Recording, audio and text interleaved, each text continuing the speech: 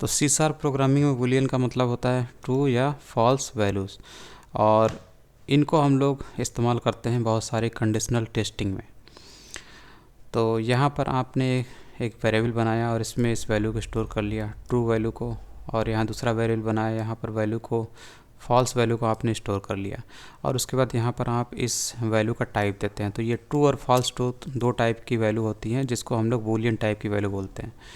तो यहाँ पर आप वेरिएबल जब बनाते हैं जिसमें आप ट्रू या फॉल्स को स्टोर करते हैं और इसका टाइप देते हैं बूल, तो इस तरीके से आप बूलियन वेरिएबल बना सकते हैं, बूलियन वैल्यू उसमें स्टोर कर सकते हैं। उसके बाद यहाँ पे प्रिंट कर रहा है, तो ये सिंपली प्रिंट कराएंगे तो इनकी वैल्यूज़ ही यहाँ पर आपको यहाँ दिखती है। जैसे इस वेरिएबल में जो वैल्यू पड़ी हुई है ट्रू वैल्यू है, इसलिए आप यहाँ पर इस तरीके से प्रिंट कर सकते हैं। उसी तरीके से अगर सपोज आप यहाँ पर ट्रू की जगह यहाँ पे आप कर दीजिए 5 इज़ ग्रेटर देन 9, तो 5 इज़ ग्रेटर देन 9 ये क्या होता है, ये फॉल्स हो जाएगा क्योंकि 5 9 से बड़ा नहीं होता है। तो ये कंडीशनल टेस्टिंग हो रही है, तो इसका आंसर आपको क्या मिलेगा, फॉल्स मिलेगा, जो कि इस वेरिएबल में स्टोर होगा, ठीक है। और इसका आंसर फॉल्स मिलेगा, तो ये बूलियन टाइप का है, इसलिए आपने यहाँ पर इसका टाइप बूल लिखा हुआ है। तो अब आप अगर इसको प्रिंट कराएंगे, इस वेरिएबल को प्रिंट कराएंगे इसकी वैल्यू को, तो आपको यहाँ से क्या मिलेगा, यहाँ से मिलेगा आपको फॉल्स। तो ये वाला आपको जो ऊपर दिख रहा है ये आपको फॉल्स दिखाई देगा। तो इस तरीके से आप या फिर सिंपली वैल्यूज़ रख सकते हैं, टेस्टिंग वाली वैल्यू रख सकते हैं, कंडीशनल टेस्टिंग, और नहीं तो आप यहाँ पर ट्रू फॉल्स स्टोर करना चाहते हैं इस वेरिएबल में, तो ये भी कर सकते हैं। तो ये बूलियन एक्सप्रेशन था जो अभी हम लोगों ने एग्जांपल देखा, वो यहाँ पर भी दिया है। जैसे एक्स इंटीजर टाइप के वेरिएबल में 10 स्टोर किया गया है, वाई इंटीजर टाइप के वेरिएबल में 9 स्टोर किया गया। उसके बाद यहाँ पे टेस्टिंग हो रही है कि क्या एक्स ग्रेटर देन वाई है, तो एक्स यानी 10, वाई यानी 9 से बड़ा है, तो इससे आपको ट्रू मिलेगा क्योंकि 10 9 से बड़ा होता है। तो यहाँ से ट्रू मिलेगा, यही आप प्रिंट करा रहे हैं तो आपको स्क्रीन पे दिख रहा है। उसी टाइप से ये डायरेक्ट टेस्टिंग है, डायरेक्ट भी आप टेस्ट कर सकते हैं बिना वेरिएबल बनाए ही। तो 10 इज़ ग्रेटर देन 9 ये ट्रू होगा, तो आपको यहाँ से ट्रू मिलेगा। राइट लाइन इसका जो आंसर है ट्रू मिलता है, उसको प्रिंट करता है।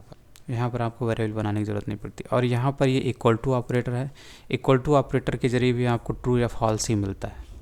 ये तो असाइनमेंट ऑपरेटर होता है, सिंगल इक्वल वाला सिंबल। वहीं डबल इक्वल टू जो होता है इक्वल सिंबल, ये आपको, इसका मतलब है कि ये आपको ट्रू या फॉल्स देता है। तो यहाँ पर x जो है, x में क्या है 10 है, तो ये जो x है, ये जो x है वो इस x की बात कर रहा है, तो ये 10 है, ठीक। और ये आपने अलग से दे रखा है, तो इस x में ये 10 है और ये 10 है, दोनों बराबर होते हैं, इसलिए आपको इसका आंसर ट्रू मिलेगा। इसलिए आप जब राइट लाइन से इसका आंसर प्रिंट करते हैं तो आपको यहाँ ट्रू मिलता है। वहीं अगर आप यहाँ पर 9 कर देते हैं तो यहाँ से आपको फॉल्स मिलेगा, क्योंकि इसमें तो 10 है, क्योंकि यहाँ x में 10 है और ये 9 है, तो 10 9 के बराबर होता नहीं, तो यहाँ पर आपको फॉल्स मिलेगा। यहाँ से भी आपको फॉल्स मिलेगा। उसके बाद ये रियल लाइफ एग्जाम्पल है, तो रियल लाइफ एग्जाम्पल में इसमें इस्तेमाल किया है। जैसे यहाँ पर माई एज 25 और वोटिंग एज नाम के वेरिएबल में 18 डाला गया है। उसके बाद ये बता रहा है कि माई एज ग्रेटर देन और इक्वल टू वोटिंग एज, यानी कि मेरी एज अगर वोटिंग एज से ज़्यादा है कि नहीं है, तो ये बताना है। माई एज की वैल्यू जो है वोटिंग एज से ज़्यादा है, तो वही चीज़ यहाँ पे प्रिंट करेगा।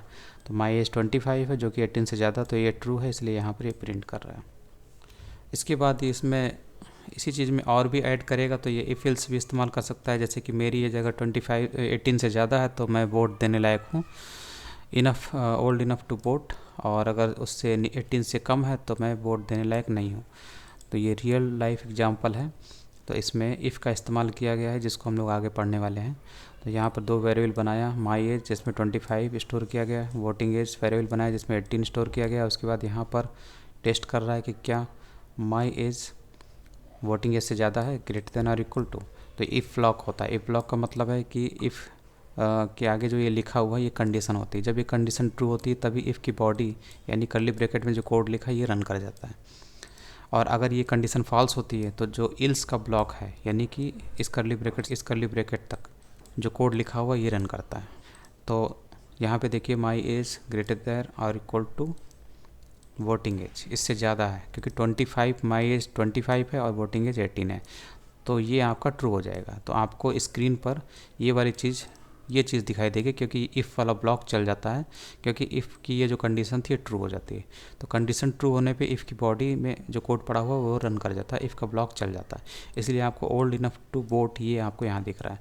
अगर ये यहाँ पर फॉल्स हो जाता है तो इल्स की बॉडी में जो कोड पड़ा है ये वाला ये रन करेगा, और आपको ये स्क्रीन पर not old enough to vote ये लिखा हुआ दिखाई देगा। जैसे सपोज आप यहाँ पे 17 ले लीजिए और माई एज की वैल्यू 17, जो कि 18 से ज़्यादा है, तो ऐसा तो है नहीं। My age is greater than और इक्वल टू वोटिंग एज, तो ये आपको फॉल्स दे देगा। फॉल्स देगा तो इफ़ की बॉडी में जो पड़ा हुआ कोड है ये नहीं चलेगा, बल्कि इल्स में जो कोड पड़ा हुआ ये चल जाएगा, और ये चलेगा तो ये वाली चीज़ आपको स्क्रीन पे दिखाई देगी। यहाँ पे ये चीज़ आपको दिख रही है।